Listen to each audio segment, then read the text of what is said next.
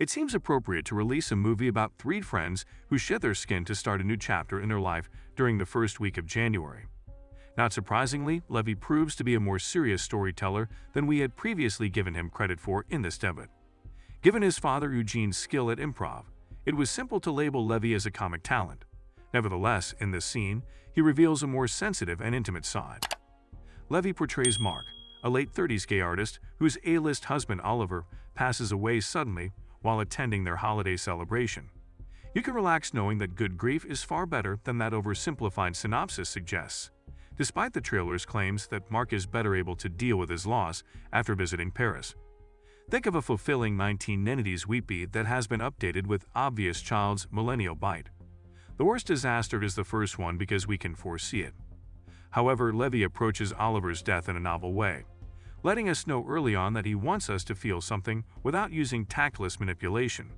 The partygoers giggle when they hear the sirens before Mark knows what occurred. Married couple Marcus and Oliver are hosting a sumptuous holiday celebration for their friends and family. Oliver is a well-known mystery writer whose books are being made into movies, which has made him very wealthy. He gives Marcus a letter and gets into his cab, having to leave the party early because he has a book signing in Paris.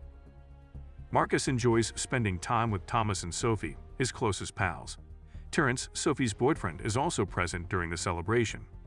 When they hear noise outside and Marcus learns that Oliver's taxi was involved in an accident, the celebrations are cut short. Oliver was the primary provider, Marcus was the one who illustrated his books the rest of the time. Marcus meets with their attorney Imelda 1 month after Oliver's passing to talk about Oliver's estate. She claims that because he is no longer able to fulfill his promises, his publishers are attempting to withdraw from the agreement they made with him. In order to keep Marcus company during this trying period, Thomas moves in with him. They remained close friends, even though they briefly dated until Marcus discovered Oliver. The erratic member of the group, Sophie would rather go through life quickly than take her time and notice the little things.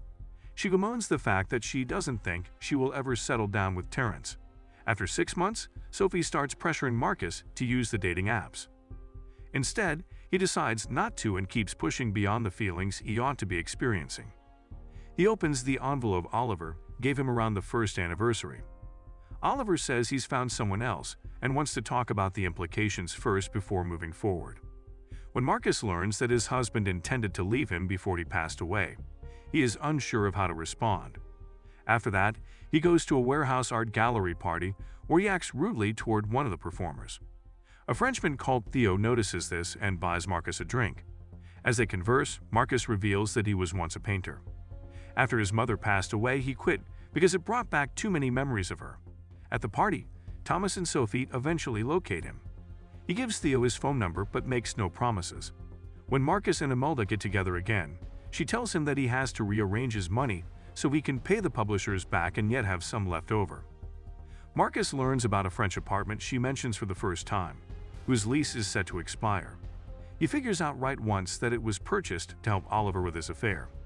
Marcus proposes a trip to Sophie, who has broken up with Terence and is going through a difficult moment. He keeps Oliver's affair a secret from them, telling them that the purpose of the trip is to relax and forget about the difficult circumstances of the previous year. On their first day, Sophie makes plans for a date and demands that Thomas and Marcus go. Since Thomas is constantly whining about not meeting a good partner, she says there will be other individuals there for him to hook up with. The evening is spent drinking and listening to Sophie discuss how she would rather perform enjoyable activities than ones that are necessary for survival. Since Marcus is in Paris, he chooses to message Theo, and later that night, Theo discovers them at a karaoke bar. Marcus departs with Theo, and the two of them stay together all night. They reveal some profound self-truths to one another during supper. By concentrating on Oliver, Marcus claims he was able to avoid feeling his mother's grief, and now he feels as though he is repeating the same mistake. He also says that the reason their marriage was open was that he was scared Oliver would leave him completely. Marcus is taken to an art gallery by Theo, where he is shown a picture by Monet that the artist created as a response to a personal loss. He informs Marcus that in order to remember the people he has lost, he can start painting as well and draw on his memories. The following day, Marcus comes home to find nobody there. After napping, he wakes up to find Thomas in a stressed-out state.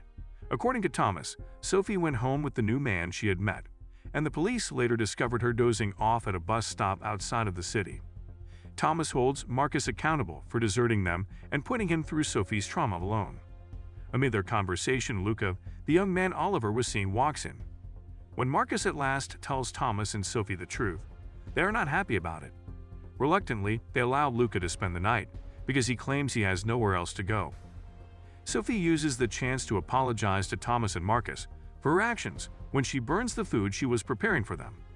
She acknowledges that because she wasn't taking Terence seriously, he ended their relationship. They go outside and take a seat on the large Ferris wheel in Paris, where Thomas shares more of his fears. Sophie agrees to accompany him when he claims he wants to return home and reflect on his life for a bit. Feeling happy that they had finally had a chat that was long overdue, they said goodbye to Marcus. Marcus visits Theo after receiving a message from him. Marcus stays over and they discuss the talks he had with his pals. The following day, he comes to the apartment and finds Luca preparing to go. Marcus brings up the Christmas gift Oliver purchased for Luca. In order to pay for a dress Sophie wanted to buy, Marcus gave it back. Although Luca expresses regret for interfering, Marcus doesn't hold it against him. Marcus makes the decision to pick up painting again, and he draws inspiration from an image of Oliver. Imelda provides him some advice when they meet to talk about selling his London home. She advises him not to escape from his sadness because, until he acknowledges it, it will remain with him forever. He meets Sophie, who is attempting to reunite with Terence. Marcus' decision to relocate to the seaside bothers her, and she insists that he visit the city frequently. Sophie arrives with Terence as Marcus has his paintings on display at the gallery. The two recently became engaged and she is ecstatic.